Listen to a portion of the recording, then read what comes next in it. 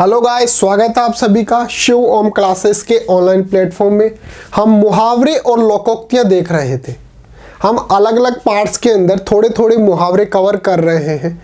आप सभी जो पार्ट्स हैं इनको एक बार नज़रों के सामने से देख लेंगे तो आप पाएंगे कि लास्ट के अंदर ऐसा कोई भी मुहावरा और लोकोक्ति नहीं बची जिसके अंदर से प्रश्न पूछा जा सकता है। हमने सभी मुहावरे और लोकोक्तियों को कवर करने की कोशिश की है।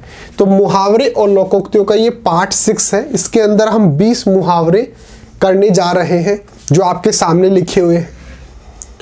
तो शुरू करने से पहले आप सभी के लिए एक अनाउंसमेंट है कि अगर आपको अपनी क्लास का कंप्लीट स्टडी मटेरियल चाहिए, जैसे नोट्स चाहिए हो या वीडियोस चाहिए हो, मॉडल पेपर चाहिए हो, एनसीईआरटी सॉल्यूशंस चाहिए हो, प्रीवियस ईयर की पेपर चाहिए हो, बुक्स चाहिए हो, कुछ भी अगर आपको चाहिए तो अभी प्ले स्टोर से शिव ओम क्लासेस ऐप डाउनलोड कर लीजिए। कौन सा ऐप? शिव ओम क्लासेस। शिव ओम क्लासेस ऐप पर आपको सब कुछ फ्री के अंदर मिल जाएगा। या फिर आप क्या कर सकते हैं, हमारा व्हाट्सएप नंबर लिख लो 8696608541 8696608541। इस पर भी आप हमारे को अपनी क्लास और सब्जेक्ट लिखकर जिस भी चीज़ को आपको नोट्स वगैरह चाहिए वो हमारे को व्हाट्सएप पे मैसेज कर देना। तो चलिए टॉपिक शुरू करते हैं। पहला मुहावरा है आंधी के आम। आंधी के जो आम होते हैं उनका कोई भरोसा नहीं होता, कब आंधी आ जाए और कब वो टूटकर नीचे गिर जाए। ऐसे आप याद रखना। तो आंधी के आम मुहावरे का अर्थ क्या हो गया? अकस्मात बिना परिश्रम सस्ते में मिली हुई चीज। आंधी के अंदर जो आम पड़े होते हैं हमारे कोई मेहनत करने की जरूरत नहीं होती, वो आंधी के अंदर स्वतः ही आकर नीचे गिर जाते हैं। तो या तो अकस्मात यानी कि अचानक से बिना परिश्रम सस्ते में मिली हुई चीज के लिए हम क्या बोलेंगे? आंधी के आम। अब सर वाक्य क्या लिख सकते हैं? धन यौवन पर गर्व नहीं करना चाहिए। धन पर और यौवन, यौवन यानी जवानी पर गर्व नहीं करना चाहिए क्योंकि ये आंधी के आम की तरह है, थोड़े ही समय रहने वाले हैं। नेक्स्ट है आकाश का फूल। आकाश का फूल यानी कहने का मतलब अगर आकाश के अंदर फूल है तो ऑब्वियस सी बात है वो आसानी से तो मिलेगा नहीं। तो क्या है? वो अप्राप्य वस्तु है, यानी कि आसानी से जिसको प्राप्त नहीं किया जा सकता। अब वाक्य क्या लिख सकते हैं? मंदी ऐसी आ गई है कि व्यापार से लाभ तो आकाश का फूल हो गया है। कहने का मतलब मंदी चल रही है जिसकी वजह से लाभ जो है वो बिल्कुल भी नहीं हो पा रहा है। एक तरीके से वो आकाश का फूल हो गया है, न प्राप्त होने वाली वस्तु के समान हो गया है। नेक्स्ट है आकाश के तारे गिनना। आकाश के तारे गिनना मुहावरे का अर्थ क्या हो गया? बिना सोए रात काटना। आकाश के तारे गिनना मुहावरे का अर्थ क्या हो गया? बिना सोए रात काटना। वह कर्ज के मारे सो नहीं पाता, आकाश के तारे गिन गिन कर रात काट रहा है। आकाश के तारे गिन गिन कर रात काट रहा है, कहने का मतलब वो पूरी पूरी रात सोता ही नहीं है। तो आकाश के तारे गिनना मुहावरे का अर्थ क्या हो गया? बिना सोए रात काटना। नेक्स्ट है आकाश के तारे तोड़ना। आकाश के तारे तोड़ना मुहावरे का अर्थ क्या हो जाता है? असंभव सा कार्य कर देना। ऐसा कोई भी कार्य कर देना जो संभव नहीं है फिर भी कर देना, तो हम क्या बोलेंगे? आकाश के तारे तोड़ लिए हैं। तो आकाश के तारे तोड़ना मुहावरे का अर्थ क्या हो गया? असंभव सा कार्य कर देना। अब सर वाक्य क्या लिख सकते हैं? नेताजी ने आजादी से पूर्व विदेशों में रहकर लाखों सैनिकों से आजाद हिंद फौज का गठन कर लिया। यह आकाश के तारे तोड़ने जैसा कार्य था, यानी कि ऐसा कार्य था जो बिल्कुल असंभव लग रहा था। विदेश के अंदर रहकर आप अपने देश के लिए सेना तैयार कर रहे हो, वो तो एक तरह से क्या हो गया? असंभव सा कार्य हो गया, आकाश से तारे तोड़ने जैसा हो गया। नेक्स्ट है आकाश से बातें करना। आकाश से बातें करने का मतलब जब आप आकाश के पास जाओगे तभी तो उससे बातें कर सकते हो। तो कहने का मतलब बहुत ज्यादा ऊंचा होना, उसकी ऊंचाई जो है वो बहुत ज्यादा होना। आकाश से बातें करना मुहावरे का अर्थ क्या हो गया, बहुत ऊंचा होना। अब वाक्य क्या लिख सकते हैं, मकर संक्रांति पर पतंगे इतनी ऊंची उड़ जाती हैं कि वे आकाश से बातें कर रही होती हैं। जो पतंगे होती हैं वो बहुत ही ज्यादा ऊंचाई पर चली जाती हैं, जिसके बाद उनकी ज्यादा ऊंचाई होने पर हम बोलते हैं कि वो आकाश से बातें कर रही है। नेक्स्ट है आकाश पाताल एक करना। आकाश और पाताल एक करना मुहावरे का अर्थ हो गया अत्यधिक प्रयास करना, बहुत ज्यादा कोशिश करना, अत्यधिक प्रयास करना, ये हो गया इसका अर्थ। अब वाक्य के अंदर कैसे लिख सकते हैं, नौकरी लेने के लिए मोहित ने इतनी मेहनत की कि उसने आकाश पाताल एक कर लिया। नौकरी प्राप्त करने के लिए उसने इतनी ज्यादा मेहनत की कि हम बोल सकते हैं कि उसने आकाश और पाताल एक कर दिया। कहने का मतलब उसने अत्यधिक मेहनत की, बहुत ज्यादा मेहनत की। नेक्स्ट है आकाश पाताल का अंतर होना। आकाश के अंदर पाताल के अंदर बहुत ज्यादा डिफरेंस होता है, हमारे को पता है। तो आकाश पाताल का अंतर होने कहने का मतलब बहुत ज्यादा डिफरेंस होना। अगर दो वस्तुओं के अंदर बहुत ज्यादा डिफरेंस है तो हम ये मुहावरा यूज कर सकते हैं, आकाश पाताल का अंतर होना। जैसे अर्थ कैसे लिखेंगे, बहुत अधिक अंतर होना। आकाश पाताल का अंतर होना मुहावरे का अर्थ क्या हो गया, बहुत अधिक अंतर होना।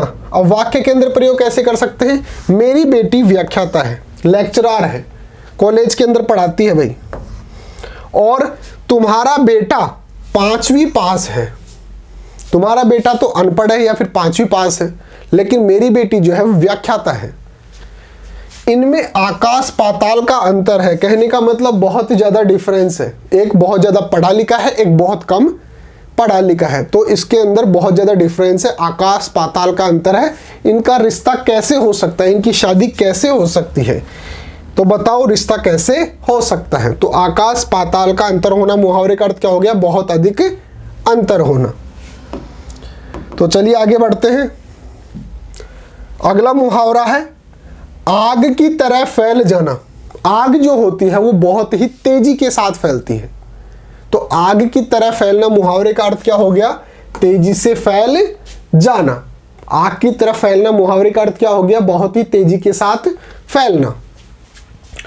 वाक्य क्या लिख सकते हैं, किसी भी प्रसिद्ध व्यक्ति की मृत्यु की खबर आग की तरह फैल जाती है। कोई भी फेमस जो व्यक्ति है, सेलिब्रिटी है, अगर उसकी मौत हो जाती है, डेथ हो जाती है, तो उसकी खबर जो है वो बहुत ही तेजी के साथ फैलती है, बहुत जैसे आग जो है वैसे फैलती है। तो हम क्या बोल सकते हैं, किसी भी प्रसिद्ध व्यक्ति की मृत्यु की खबर आग की तरह फैल जाती है, यानी कि बहुत ही तेजी के साथ फैल जाती है। नेक्स्ट है आग पर तेल छिड़कना। आग पहले से जल रही है और उस पर तेल और ज्यादा छिड़क रहे हैं, कहने का मतलब आग को और ज्यादा बढ़ा रहे हैं। तो हम क्या कर रहे हैं, क्रोध को और ज्यादा बढ़ाना। पहले से ही क्रोध आ रहा है, उसको ऐसी कोई बात बोल देना जिससे उसका क्रोध जो है वो और ज्यादा बढ़ जाए, उसका गुस्सा और ज्यादा बढ़ जाए। तो इसका मतलब क्या हो गया, आग पर तेल छिड़क दिया। तो आग पर तेल छिड़कना मुहावरे का अर्थ क्या हो गया, क्रोध को और ज्यादा बढ़ाना। कुछ व्यक्तियों को आपस में लड़ाने में सुख मिलता है। कुछ ऐसे व्यक्ति होते हैं जिनको दो व्यक्तियों को आपस में लड़ाने में मजा आता है। दो व्यक्तियों की लड़ाई में वे आग पर तेल छिड़कने का काम करते हैं। वो उन दोनों व्यक्तियों को लड़ाने के चक्कर में एक दूसरे को कुछ और कुछ बोल देते हैं कि तेरे बारे में, और उनको जो गुस्सा है उसको और ज्यादा बढ़ा देते हैं। तो कहने का मतलब वो क्या करते हैं, आग पर तेल छिड़क देते हैं और उनके अंदर आपस में लड़ाई करवा देते हैं। नेक्स्ट है आग में कूदना। आग में कूदना मुहावरे का अर्थ क्या हो गया, खतरे का काम करना। अगर आदमी आग के अंदर कूद रहा है तो ऑब्वियस सी बात है वो खतरे के अंदर जा रहा है। तो आग में कूदना मुहावरे का अर्थ क्या हो गया, खतरे का काम करना। अब सर वाक्य क्या लिख सकते हैं, खतरनाक काम को करना आग में कूदने जैसा है।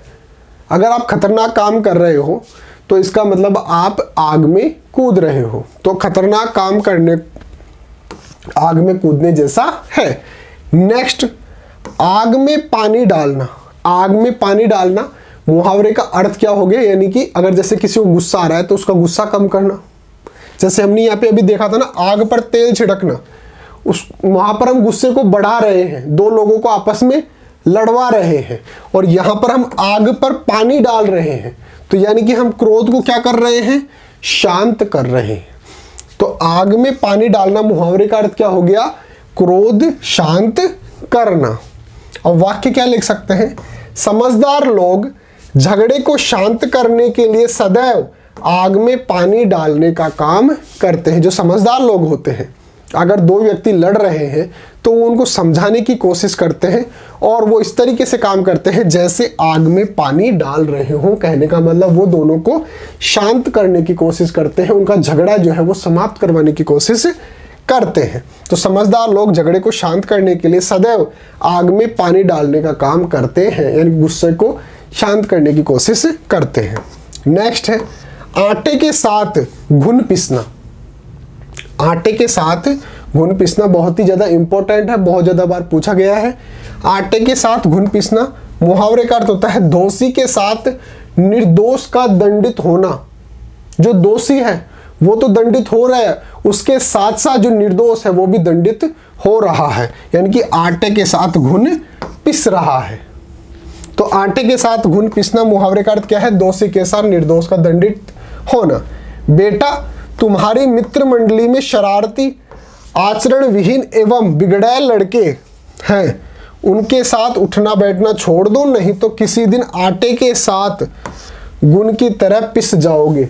यानी कि जिस प्रकार से आटे के साथ घुन पिस जाता है उसी प्रकार से तुम तो निर्दोष हो, लेकिन जो तुम्हारे दोस्त हैं, दोस्त जो है वो दोषी होंगे।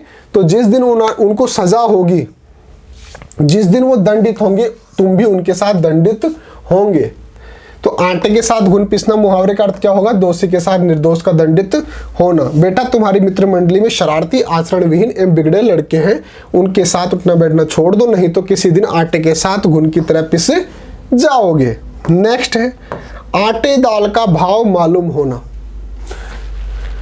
आटे दाल का भाव मालूम होना कहने का मतलब वो जो है व्यक्ति, उसको चारों तरफ का मालूम है। तो यानी कि जीवन की कठिनाइयों का ज्ञान है उसको, भाई आटे का और दाल का अगर उसको भाव पता है तो इसका मतलब उसको जीवन की कठिनाइयों का पता है, उसको जीवन की चुनौतियों का पता है। तो आटे दाल का भाव मालूम होना मुहावरे अर्थ क्या हो गया, जीवन की कठिनाइयों का ज्ञान होना। वाक्य क्या लिख सकते हैं, सोहन एवं संयुक्त परिवार से अलग होकर दूसरी जगह रहने लगा तो घर चलाने का सारा भार उसी पर आ पड़ा और तभी उसने आटे दाल का भाव मालूम पड़ा। सोहन जो था वो पहले संयुक्त परिवार में रहता था, अपने माँ बाप के साथ रहता था, पूरा खर्चा जो थे वो पिताजी चलाते थे, तब तक उसको पता नहीं था। लेकिन जैसे ही वो कहीं और शिफ्ट हुआ, पूरा जो जिम्मेदारी थी उसके कंधों पर आ गई, तब उसको पता चला कि आटे और दाल का क्या भाव है। कहने का मतलब जीवन की क्या क्या कठिनाई होती है, कौन कौन सी चुनौतियों का सामना करना पड़ता है। तो चलिए आगे बढ़ते हैं। नेक्स्ट है 8 पहर 64 घड़ी। 8 पहर 64 घड़ी मुहावरे का अर्थ क्या हो गया, दिन रात हर समय। 8 पहर 64 घड़ी कहने का मतलब 24 घंटे। तो 8 पहर 64 घड़ी मुहावरे का अर्थ क्या हो गया, दिन रात और हर समय। 24 घंटे हो गए मतलब हर समय या फिर दिन रात। हर सैनिक को देश की सुरक्षा की जिम्मेदारी 8 पहर 64 घड़ी निभानी चाहिए। कहने का मतलब 24 घंटे निभानी चाहिए, दिन रात निभानी चाहिए, हर समय निभानी चाहिए। नेक्स्ट है 8 वार 9 त्योहार। वार तो 8 ही है, लेकिन फिर भी त्योहार कितने हैं, 9 हैं। यानी कि रोजाना का अगर एक त्योहार माने तो भी 8 ही होते हैं, लेकिन उनके त्योहार कितने हैं, 9 हैं। तो 8 वार 9 त्योहार का मतलब क्या हो गया, हमेशा आनंद मंगल रहना। त्योहार का मतलब क्या होता है, आनंद मंगल रहना, खुशी रहना। तो यहां पे वो हमेशा आनंद मंगल है, इसका मतलब 8 वार और 9 त्योहार है। तो 8 वार 9 त्योहार मुहावरे का अर्थ क्या हो गया, हमेशा आनंद मंगल रहना, खुशी संपन्न रहना। अब वाक्य क्या लिख सकते हैं, संपन्न लोगों के ठाठ हैं, उनके तो 8 वार 9 त्योहार रहते हैं, यानी कि हमेशा आनंद मंगल रहते हैं। तो 8 वार 9 त्योहार मुहावरे का अर्थ क्या हो गया? हमेशा आनंद मंगल रहना। नेक्स्ट है आड़े लेना, आड़े आना। आड़े आना मुहावरे का अर्थ क्या हो गया? बाधा डालना। आड़े आना मुहावरे का अर्थ क्या हो गया? बाधा डालना। ईर्ष्यालु व्यक्ति हमेशा दूसरों की सफलता में आड़े आता है, यानी कि बाधा डालता है। तो आड़े आना मुहावरे का अर्थ क्या हो गया? बाधा डालना। नेक्स्ट है आड़े हाथों लेना। आड़े हाथों लेना, किसी भी गलती पर उसकी खिंचाई करना। आड़े हाथ लेना मुहावरे का अर्थ क्या हो गया? उसने थोड़ी बहुत गलती की और उसकी खिंचाई कर देना उस गलती पर, बिना गलती के नहीं, गलती पर। तो आड़े हाथों लेना मुहावरे का अर्थ क्या हो गया? किसी की गलती पर उसकी खिंचाई करना। दोनों भाइयों ने माँ की जिम्मेदारी लेने से इनकार किया तो बहन ने दोनों भाइयों को आड़े हाथ ले लिया। कहने का मतलब दोनों भाइयों की गलती थी, उसने अपनी माँ की जिम्मेदारी नहीं ली, तो जो उनकी बहन थी उन्होंने उसकी गलती पर उनकी खिंचाई कर दी, उनको आड़े हाथ ले लिया। नेक्स्ट है आपा खोना। आपा खोना मुहावरे का अर्थ होता है क्रोध के कारण कठोर व्यवहार करना। आपा खोना मुहावरे का अर्थ क्या हो गया? क्रोध के कारण कठोर व्यवहार करना। क्रोध सभी को आता है, किंतु हमें आपा नहीं खोना चाहिए। क्रोध तो सभी को आता है, लेकिन क्रोध के कारण हमारे को कठोर व्यवहार नहीं करना चाहिए। क्रोध सभी को आता है, किंतु हमें आपा नहीं खोना चाहिए। कहने का मतलब क्रोध के कारण हमारे को कठोर व्यवहार नहीं करना चाहिए। नेक्स्ट है आपे से बाहर होना। आपे से बाहर होना मुहावरे का अर्थ होता है किसी के व्यवहार से उत्तेजित होकर होश खो देना। जैसे सामने वाला जो व्यक्ति है वो गलत व्यवहार कर रहा है, आपके साथ गाली गलौज कर रहा है, तो आप उसके व्यवहार को देखकर उत्तेजित हो रहे हैं और अपना होश खो दे रहे हैं। इसका मतलब आप क्या कर रहे हैं? आपे से बाहर हो रहे हैं। मेरा पक्ष जाने बिना आपको आपे से बाहर होना नहीं चाहिए, यानी कि आप मेरे पक्ष जान ही नहीं रहे कि मैंने गुस्सा क्यों किया था, मैंने लड़ाई क्यों की थी। उससे पहले ही आप आपे से बाहर हो रहे हो, यानी कि आप उत्तेजित हो रहे हो, गुस्सा हो रहे हो। नेक्स्ट है आफत की पुड़िया। आफत की पुड़िया होना मुहावरे का अर्थ होता है मुसीबत पैदा करने वाला व्यक्ति। अगर कोई व्यक्ति जो है वो मुसीबत पैदा करने वाला है, कहीं भी जाता है झगड़ा कर लेता है, तो इसका मतलब वो क्या करता है? मुसीबत पैदा करने वाला है। तो इसका मतलब वो क्या है? आफत की पुड़िया है। तो आफत की पुड़िया मुहावरे का अर्थ क्या हो गया? मुसीबत पैदा करने वाला व्यक्ति। अब वाक्य के अंदर प्रयोग कैसे कर सकते हैं? आपको मालूम हो जाएगा कि यह कामचोर नौकर कैसी आफत की पुड़िया है। जो नौकर है वो कामचोर है और इसकी वजह से कई दिक्कतें आ जाती हैं। इसका मतलब ये जो है वो आफत की पुड़िया है। तो ये थे 20 मुहावरे। ये हमारी ऐप है शिव ओम क्लासेस नाम से, इसके अंदर आपको सब कुछ फ्री के अंदर मिल जाएगा। तो अभी डाउनलोड कर लीजिए शिव ओम क्लासेस जो ऐप है। इसके अंदर notes, videos, model paper, NCERT solution, जिस भी चीज़ की आपको क्लास के अंदर जरूरत पड़ती है वो इसके अंदर मिल जाएंगी। और ये हमारा व्हाट्सअप नंबर है 86 668 85 41 8696608541। आप हमारे को व्हाट्सअप पे भी अगर कोई डाउट है या फिर नोट्स वगैरह चाहिए हो तो हमारे को व्हाट्सअप पे भी मैसेज कर सकते हो। तो मिलते हैं अगले टॉपिक के साथ, तब तक थैंक यू सो मच।